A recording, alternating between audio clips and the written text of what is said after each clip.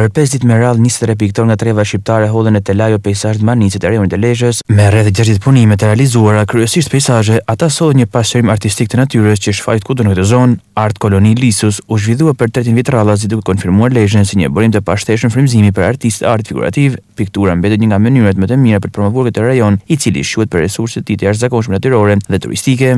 Thjesht mendimi që do marrësh pjesë në një ballafaqim ku janë pranishëm shumë piktor, shumë artist, dhe aq më tepër në një vend ku interesi është për peizazhin,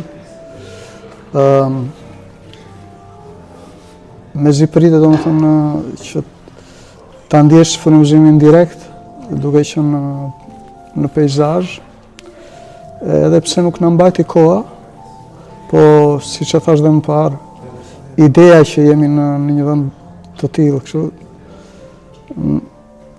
na duk sikur na dha mundësinë të bëjmë diçka. Lezhë kam qenë shumë herë, na kena afër edhe nga Kosova Lezhën, ne kena vend preferum. Po në koloni në Lezhë ka qenë hera parë, për në koloni. Dhe u ndava shumë i kënaqur, pritja ishte jashtëzakonisht e mirë. Isha piktori më i ri në këtë koloni dhe nga Kosova. Nga Kosova ishim 3 artista. Këto kolonit kanë më shumë karakter, kanë peizazhin. Unë pikturova peizazhe, pikturova 2 peizazhe, këtu afër, që e frymëzimin aty.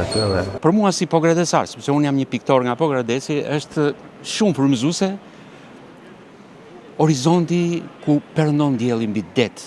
Është shumë prekse. Po jo vetëm kaq, jo vetëm ana natyrore, por është edhe ana e natyrës njerëzore, siç është qyteti, laguna, siç është qyteti i ri i Shëngjinit, i cili është shumë interesant dhe tregon modernitetin e Shqipërisë.